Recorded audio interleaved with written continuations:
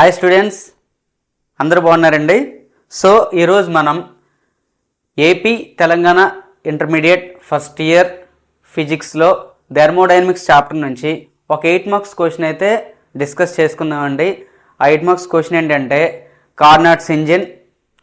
Okay, మీ అందరికీ బాగా తెలుసు, very very important question. Damn షూర్గా మనకి పబ్లిక్ ఎగ్జామినేషన్లో అయితే ప్రతి ఇయర్ కూడా వస్తుందండి. సో ఆ క్వశ్చన్ అయితే ఒకసారి డిస్కస్ చేసుకుందాం. ఆల్రెడీ మీకు ఫస్ట్ ఇయర్లో రిమైనింగ్ ఎస్ఏ క్వశ్చన్స్ అన్నీ కూడా మన ఛానల్లో పోస్ట్ చేయడం జరిగిందండి. అవన్నీ కూడా నేను ఈ వీడియో డిస్క్రిప్షన్లో అయితే ప్రొవైడ్ చేస్తాను. ముందు ఈ కార్నాట్స్ ఇంజిన్ అనే క్వశ్చన్ ఏ విధంగా మనల్ని పబ్లిక్ ఎగ్జామ్లో అడుగుతాడో ఒకసారి చూద్దాము. ఒకసారి క్వశ్చన్ చూడండి.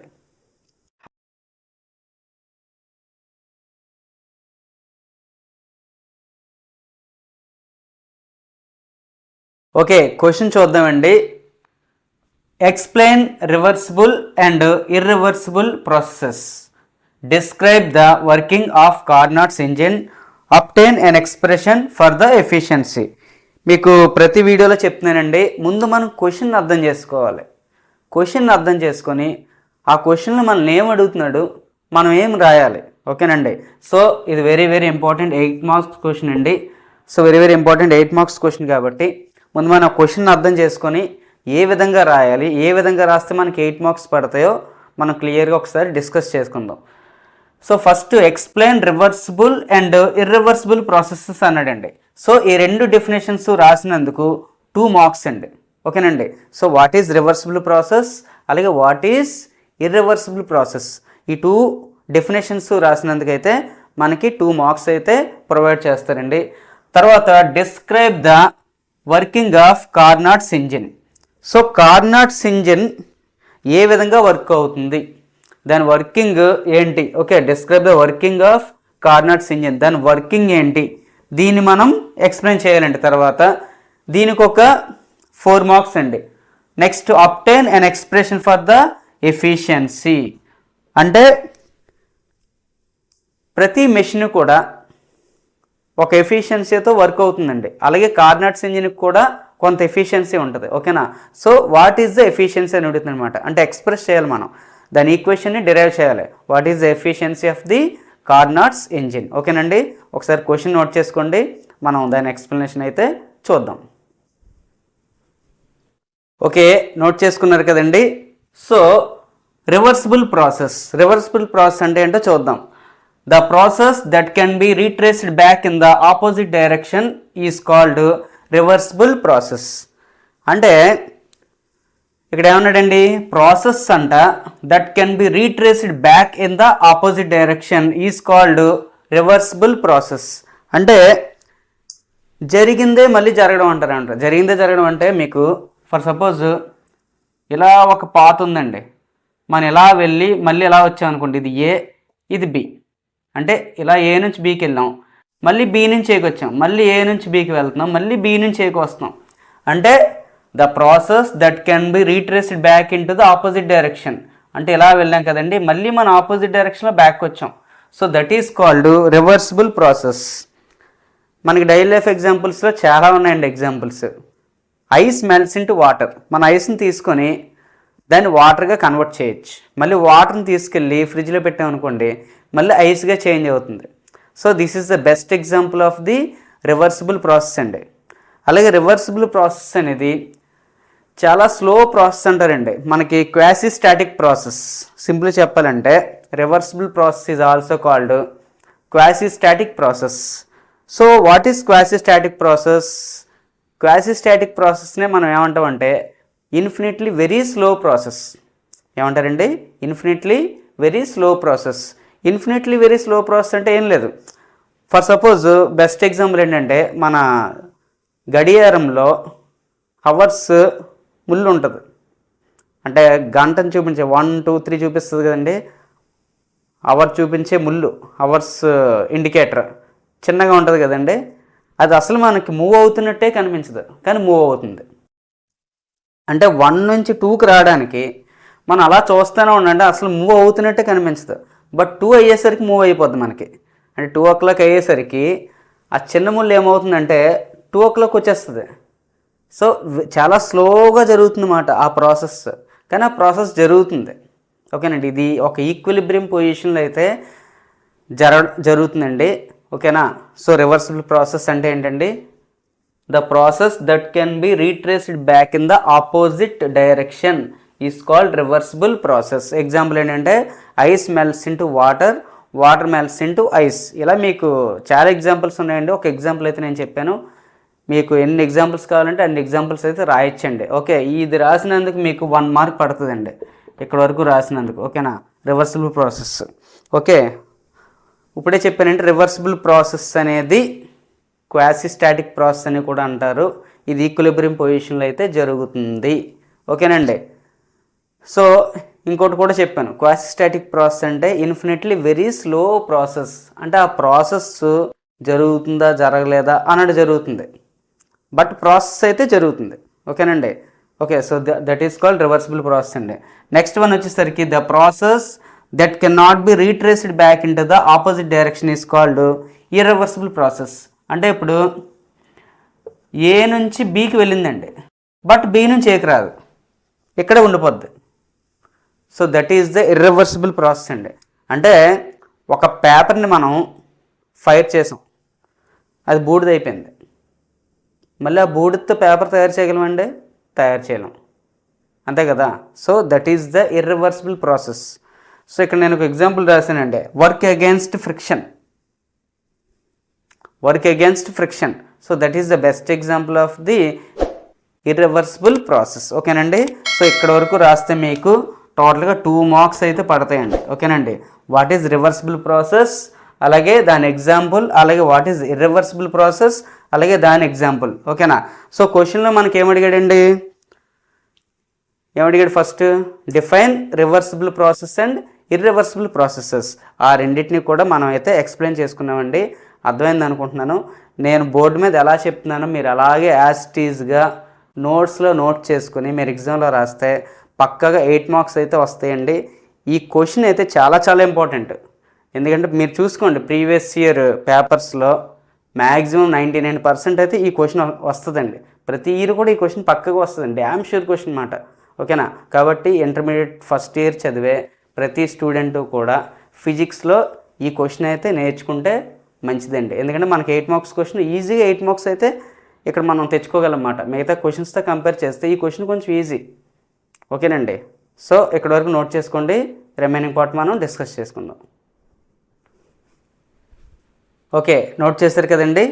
సో ఇప్పుడు మనం what is Carnot's engine, so reversible process అంటే ఏంటి, ఇర్రివర్సిబుల్ ప్రాసెస్ అంటే ఏంటో నేర్చుకున్నారు. So what is Carnot's engine? It is a reversible heat engine operating between 2 temperatures.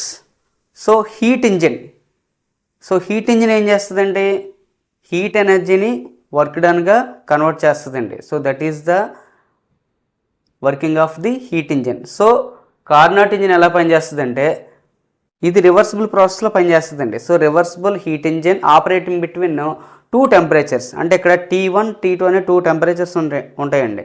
ఆ 2 టెంపరేచర్స్ మధ్యనే ఇదైతే వర్క్ అవుతుందండి. ఇది చాలా స్లోగా జరుగుతుందన్నమాట, సేమ్ క్వాసీ స్టాటిక్ ప్రాసెస్ లాగా. సో ఇది మరి రివర్సిబుల్ ప్రాసెస్లో జరుగుతుంది కాబట్టి చాలా స్లోగా జరుగుతుంది. చుట్టూ ఉన్న అట్మాస్ఫియర్ని కూడా అంటే ఎటువంటి ప్రభావితం అవ్వదన్నమాట చుట్టూ ఉన్న అట్మాస్ఫియర్ వల్ల. ఓకే, సో ఇక్కడ working of Carnot's engine. So the Carnot engine undergoes a cyclic process called Carnot cycle. So cyclic process అన్నా అలాగే రివర్సిబుల్ ప్రాసెస్ అన్నా రెండు ఒకటేనండి. ఇప్పుడు వర్షం పడింది, సో ఆ వాటర్ అయితే కిందకు వస్తుందండి. తర్వాత ఎండ వచ్చింది అనుకోండి, మళ్ళీ వాటర్ ఎవాపరేట్ అవుతుంది, మళ్ళీ మబ్బులు వేస్తే మళ్ళీ వర్షం పడుతుంది, మళ్ళీ వాటర్ వస్తుంది, ఎవాపరేట్ అవుతుంది. సో ఇదంతా ఒక సైక్లిక్ ప్రాసెస్ కదండి. ఇది వెంటనే జరిగిపోద్దా? జరగదు. అంటే ఇప్పుడు వర్షం పడి వెంటనే వాటర్ కిందకు వచ్చేసి మళ్ళీ ఎండ వచ్చేసి వాటర్ అంతా మళ్ళీ ఎవాపరేట్ అయిపోయి మళ్ళీ వర్షం పడిపోద్దండి వెంటనే? అవ్వదు, కానీ టైం పడుతుంది.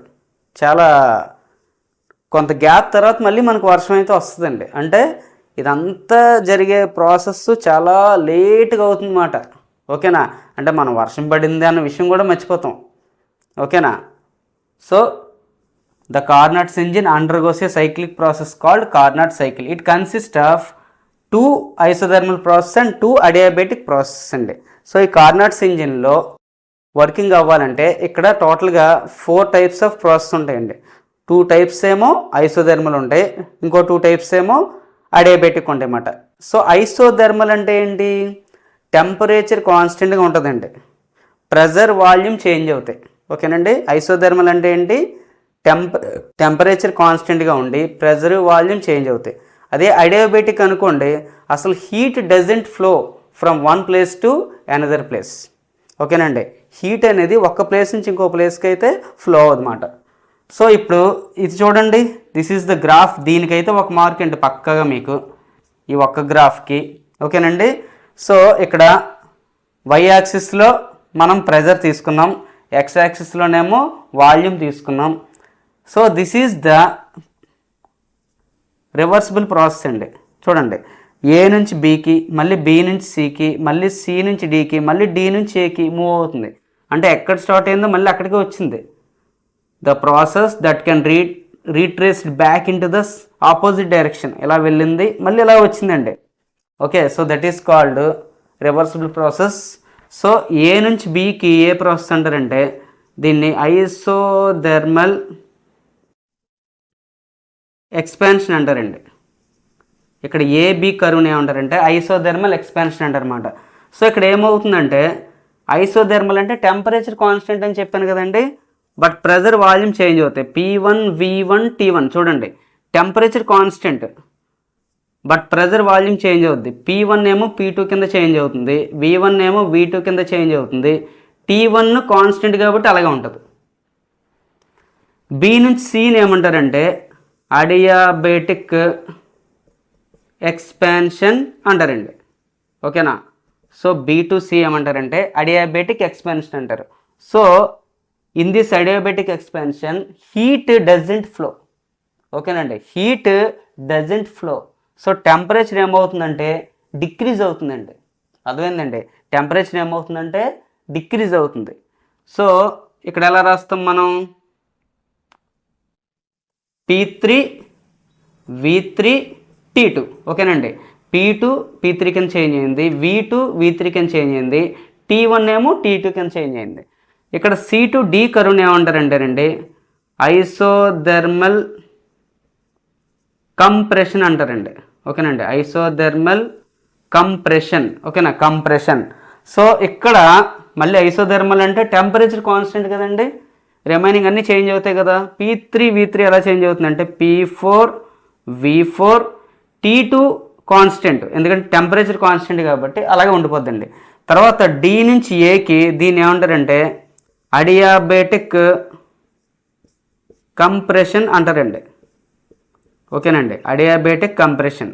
సో అడియాబెటిక్ కంప్రెషన్ అంటే మళ్ళీ heat doesn't flow but temperature increase అవుతుందండి. ఓకేనా, ఇక్కడ టెంపరేచర్ డిక్రీజ్ అవుతుంది ఎక్స్పాన్షన్లో, ఇక్కడ కంప్రెషన్లో టెంపరేచర్ ఏమో ఇంక్రీజ్ అవుతుంది అన్నమాట. ఓకేనా, ఇక్కడ టెంపరేచర్ కాన్స్టెంట్గా ఉంటుంది. It takes the heat energy from source అన్నమాట. సోర్స్ అనే అంటే ఇది హీట్ ఇంజిన్లో పనిచేస్తుంది కదండి. సో సోర్స్, హీట్ ఇంజిన్లో పార్ట్స్ ఉంటాయి, సోర్స్, సింక్, వర్కింగ్ సబ్స్టెన్స్. ఈ సోర్స్ని ఏమంటారంటే హాట్ రిజర్వాయర్ అంటారండి. హాట్ రిజర్వాయర్ ఏం చేస్తుందంటే హీట్ని వర్కింగ్ సబ్స్టెన్స్కి ఇస్తుందండి. ఓకేనండి, హీట్ని వర్కింగ్ సబ్స్టెన్స్కి ఇచ్చేదాన్నే ఏమంటారంటే హాట్ రిజర్వాయర్ అంటారు, సోర్స్ అంటారు. ఓకేనా, ఆ హాట్ రిజర్వాయర్ నుంచి హీట్ని ఐసోథర్మల్ ఎక్స్పాన్షన్ అనేది తీసుకుంటుంది. మరి అడియాబెటిక్ ఎక్స్పాన్షన్ ఏం చేస్తుంది? హీట్ని ఫ్లో అవ్వనివ్వదు కాబట్టి ఇక్కడ టెంపరేచర్ ఏమవుతుందంటే డిక్రీజ్ అవుతుంది అన్నమాట. తర్వాత ఐసోథర్మల్ కంప్రెషన్. ఐసోథర్మల్ కంప్రెషన్ ఏం చేస్తుందంటే హీట్ని ఇస్తుందండి. ఓకేనండి, టెంపరేచర్ కాన్స్టెంట్గా ఉంటుంది, హీట్ని సింక్కి ఇస్తుంది. సింక్ అంటే కోల్డ్ రిజర్వాయర్ అన్నమాట. అంటే వర్కింగ్ సబ్స్టెన్సెస్లో వర్క్ జరిగి ఎంతో కొంత వర్క్ని ఇస్తే ఆ వర్క్ని ఇది ఏం చేస్తుంది అంటే సింక్కి ఇస్తుందండి ఐసోథర్మల్ ప్రాసెస్. ఓకేనా. సో మళ్ళీ అడియాబెటిక్ కంప్రెషన్ అంటే ఏంటండి, మళ్ళీ heat energy doesn't flow but temperature increase అవుతుంది అన్నమాట. ఓకేనా. ఎక్స్పాన్షన్ అంటే ఏంటి? ఇక్కడ ఎక్స్పాన్షన్ అంటే టెంపరేచర్ డిక్రీజ్ అయింది, ఇక్కడ కంప్రెషన్ అంటే ఓకేనా, కంప్రెషన్ అంటే టెంపరేచర్ ఇంక్రీజ్ అవుతుంది. క్లారిటీ వచ్చింది కదండి. ఓకే, ఇక్కడ మళ్ళీ చూడండి P4 V4 T2 మళ్ళీ రివర్స్ కదండి, రివర్సిబుల్ ప్రాసెస్ కాబట్టి మళ్ళీ P4 P1 కింద, V4 V1 కింద, T2 T1 కింద చేంజ్ అవుతుంది. ఇక్కడ నేను పాయింట్ రాశాను, it is a reversible heat engine work operating between 2 temperatures. ఇక్కడ చూడండి రెండు టెంపరేచర్లు ఉన్నాయి, ఇదిగోండి T1 T2, T2 T1 అంటే 2 టెంపరేచర్లు మాత్రమే ఉన్నాయి. అర్థమైంది కదండి, ఆ 2 టెంపరేచర్స్ మధ్య మాత్రమే వర్క్ అవుతుంది. ఓకేనండి, రిమైనింగ్ క్వశ్చన్ అయితే మనం ఎక్స్ప్లెయిన్ చేసుకుందాం. So this is the Carnot's engine అండి, దీని గురించి ఎక్స్ప్లెయిన్ చేసుకుందాం. ఇప్పుడు ఎఫిషియన్సీ యొక్క ఈక్వేషన్ అయితే మనం ఫైండ్ అవుట్ చేద్దాం. ఒకసారి పాజ్ చేసి నోట్ చేసుకోండి. ఓకే, నోట్ చేశారు కదండి. సో ఇక్కడ నేను దీన్ని ఎక్స్ప్లెయిన్ చేస్తానండి. సో ఇలాగే నోట్ చేసుకొని మీరు నోట్స్ రాసుకోండి. So isothermal expansion. So isothermal expansion అంటే ఈ గ్రాఫ్లో చూడండి, ఏ నుంచి బీకి ఉండే కరువుని ఏమంటారంటే, ఓకేనండి, ఏ నుంచి బీకి ఉండే కరువుని ఏమంటారంటే ఐసోథర్మల్ ఎక్స్పాన్షన్ అంటారండి. In the graph AB curve is called isothermal expansion. So ఈ ఏబీ కర్వ్ని ఏమంటారంటే ఐసోథర్మల్ ఎక్స్పాన్షన్ అంటారండి. ఇది ఏం చేస్తుంది ఆల్రెడీ మీకు చెప్పాను, it takes the heat from source. Okay, source నుంచి హీట్ని తీసుకుంటుంది. అలాగే temperature is constant. Okay, so టెంపరేచర్ని కాన్స్టెంట్గా ఉంచుతుంది అండి. అందుకే చూడండి ఇక్కడ T1 ఇక్కడ T1 ఉంది, బట్ ప్రెజర్ వాల్యూమ్ చేంజ్ అయ్యాయి. P1 V1 changes to P2 V2. ఇక్కడ అదే రాశాను, it changes P1 V1 T1 into P2 V2 T1. అలాగే మనకు ఐసోథర్మల్ ఎక్స్పాన్షన్ అంటే ఐసోథర్మల్ ప్రాసెస్ యొక్క ఈక్వేషన్ ఉంటుందండి, nRT log V2 by V1. So ఇక్కడ కూడా ఇదంతా కూడా ఫస్ట్ వర్క్ డన్ కాబట్టి work done 1 equals to NR. ఇక్కడ ఏంటి కాన్స్టెంట్ టెంపరేచర్ కాబట్టి ఇదిగోండి T1, ఇక్కడ N అంటే నెంబర్ ఆఫ్ మోల్స్, R అంటే గ్యాస్ కాన్స్టెంట్, T1 లాగ్ ఇదిగోండి వాల్యూమ్ V2 by V1 రాశానండి. ఓకేనా, so this is called isothermal expansion. మళ్ళీ చెప్తున్నానండి, ఏబీ కర్వ్ని ఐసోథర్మల్ ఎక్స్పాన్షన్ అంటారు. ఇదేం చేస్తుందంటే takes the heat from source నుంచి హీట్ తీసుకుంటుంది, అంటే that is hot reservoir. Temperature is constant అంటే టెంపరేచర్ కాన్స్టెంట్గా ఉంటుంది. మరి ఏం చేంజ్ అవుతుంది, ప్రెజర్ వాల్యూమ్ చేంజ్ అవుతుంది కాబట్టి it changes P1 V1 T1 into P2 V2 T1. So ఈ ఈక్వేషన్ రాసన్నమాట. నెక్స్ట్ ఏంటండి మనకి adiabatic expansion. So BC curve is called adiabatic expansion. In the graph, BC curve is called adiabatic expansion. So in this process, heat doesn't flow. మీకు already చెప్పాను, adiabatic expansion అంటే హీట్ని flow అవ్వనివ్వదన్నమాట. Okay, that is called adiabatic expansion. మనకి యాక్చువల్గా 2 types of walls ఉంటాయండి. First one isothermal wall, రెండోది adiabatic wall. ఇక్కడ ఐసోథర్మల్ వాల్ అంటే హీట్ని ఫర్ సపోజ్ ఒక బాడీ నుంచి ఇంకో బాడీకి ట్రాన్స్ఫర్ చేస్తుందండి, అది ఐసోథర్మల్ ప్రాసెస్ అంటారు. అడియాబెటిక్ ప్రాసెస్ అంటే హీట్ని ఒక బాడీ నుంచి ఇంకో బాడీకి ట్రావెల్ చెయ్యనివ్వదు. Okay, that is called adiabatic process. Simple చెప్పాలంటే మన టీ ఫ్లాస్క్ ఉంది కదండి, టీ మనం ఎప్పుడో వేస్తే అది అలా చాలా వేడిగానే ఉంటుందండి. హాట్ బాక్స్ అవనివ్వండి, ఇది హీట్ని లోపల నుంచి బయటికి వెళ్ళనివ్వదు. అది మనం ఏదైనా ప్లాస్టిక్ బాటిల్ వాటర్ వేసుకుని వచ్చామనుకోండి, కొంత హాట్ వాటర్, కొంతసేపటి తర్వాత అది కూల్ అయిపోద్ది, నార్మల్ టెంపరేచర్కి వచ్చేస్తుంది. ఎందుకు, అది హీట్ని అలౌ చేస్తుంది. ఓకేనండి, అంటే హీట్ని బయట నుంచి లోపలికి అదే లోపల నుంచి బయటికి అలౌ చేస్తుంది. ఓకే, సో ఐసోథర్మల్ ప్రాసెస్ అంటే హీట్ని అలౌ చేసేది. ఓకేనండి, అక్కడ ప్రెజర్ వాల్యూమ్ చేంజ్ అవుతాయి, బట్ టెంపరేచర్ కాన్స్టెంట్గా ఉంటుంది. అదే అడియాబెటిక్ ప్రాసెస్ అంటే హీట్ని అలౌ చేయదన్నమాట. ఓకేనా, so in this process heat doesn't flow, hence temperature decreases. Temperature ఏమవుతుందంటే డిక్రీజ్ అవుతుందండి. Okay, so P2 V2 T1 అనేది ఏమవుతుందంటే ఇంటూ P3 V3 T2. ఇదిగోండి P2 V2 T1 ఏమైందంటే P3 V3 T2 అయిందన్నమాట. So this is the equation of the adiabatic expansion. Equation మీకు కావాలంటే మన అడియాబెటిక్ ప్రాసెస్ గురించి తెలియాలండి, అడియాబెటిక్ ప్రాసెస్లో ఈక్వేషన్. ఓకేనా, అది గుర్తుపెట్టుకుంటేనే ఇది మనకు వస్తుంది అన్నమాట. ఓకే, ఈ 2 ఈక్వేషన్స్ గుర్తుపెట్టుకోవాలి. ఓకేనా, ఒకసారి పాజ్ చేసి నోట్ చేసుకోండి. ఓకే, నోట్ చేశారు కదండి. సో నెక్స్ట్ ప్రాసెస్ గురించి నేర్చుకుందాం. So isothermal compression. ఈ గ్రాఫ్లో ఇదిగోండి సిడి గ్రాఫ్ని ఏమంటారంటే ఐసోథర్మల్ కంప్రెషన్ అంటారండి. It gives the heat to sink. So isothermal expansion ఏం చేస్తుంది, సోర్స్ నుంచి హీట్ తీసుకుంటుంది. మరి ఇక్కడ ఐసోథర్మల్ కంప్రెషన్ ఏం చేస్తుంది, సింక్కి హీట్ ఇస్తుంది అన్నమాట. ఓకేనండి, సింక్కి హీట్ ఇస్తుంది. So that is called isothermal compression. ఇక్కడ కూడా టెంపరేచర్ కాన్స్టెంట్ అండి ఐసోథర్మల్ ఎక్స్పాన్షన్లో. ఓకేనండి, ఐసోథర్మల్ ఎక్స్పాన్షన్లో టెంపరేచర్ కాన్స్టెంట్ కదండి, ఐసోథర్మల్ కంప్రెషన్లో కూడా టెంపరేచర్ కాన్స్టెంటే. ఇట్ చేంజెస్ ఫ్రమ్ ఇదిగోండి P3V3 T2 నుంచి P4V4 T2కి చేంజ్ అయిందన్నమాట. సో అక్కడ ఈక్వేషన్ ఏం రాసాం, W1 = nRT1 log V3/V4 అని రాసాం కదండి. So this is W3. So NR ఇక్కడ టెంపరేచర్ చూడండి T2 కాబట్టి ఇక్కడ T2 nRT2 లాగ్ ఇదిగోండి V4/V3 అండి, V4/V3. మరి V3/V4 కింద రాసుకోవాలంటే ఎలా రాసుకోవచ్చు, మైనస్ కామన్ తీసాం అనుకోండి, -nRT2 లాగ్ V3/V4. ఓకేనండి, V3/V4. నెక్స్ట్ అడియాబెటిక్ కంప్రెషన్ అండి. నెక్స్ట్ వచ్చేసరికి ఓకేనండి, adiabatic compression. So what is adiabatic compression?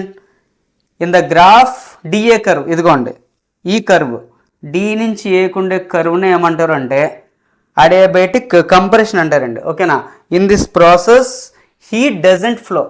Same adiabatic ఎక్స్పాన్షన్లో కూడా హీట్ ఫ్లో అవ్వదు, అలాగే అడియాబెటిక్ కంప్రెషన్లో కూడా హీట్ అనేది ఫ్లో అవ్వదు. Hence temperature increases. అడియాబెటిక్ ఎక్స్పాన్షన్లో టెంపరేచర్ అనేది డిక్రీజ్ అయింది. సో ఇక్కడ టెంపరేచర్ అనేది ఏమవుతుంది, ఇంక్రీజ్ అవుతుంది. సో ఇట్ చేంజెస్ చూడండి ఎలా చేంజ్ అయింది, P4V4 T2 నుంచి P1V1 T1 కింద చేంజ్ అయిందండి. సో ఈక్వేషన్ రాశాను, W4 = nR/γ-1 T1 - T2 అండి. సో దీన్ని T2 - T1 కింద రాసుకోవాలంటే మనం ఎలా రాసుకోవచ్చు, W4 = -nR/γ-1 ఎలా రాసుకొచ్చింది, T2 - T1. సో ఇక్కడ మైనస్ కామన్ తీస్తే మనకు ఫస్ట్ వర్క్ డన్ ఏమొచ్చిందో మళ్ళీ అదే వర్క్ డన్ అయితే మనకి వస్తుందండి. ఓకేనా, అర్థమైంది కదండి 4 ప్రాసెస్. ఇప్పుడు మనం ఎఫిషియన్సీ ఫైండ్ అవుట్ చేద్దాం నెక్స్ట్.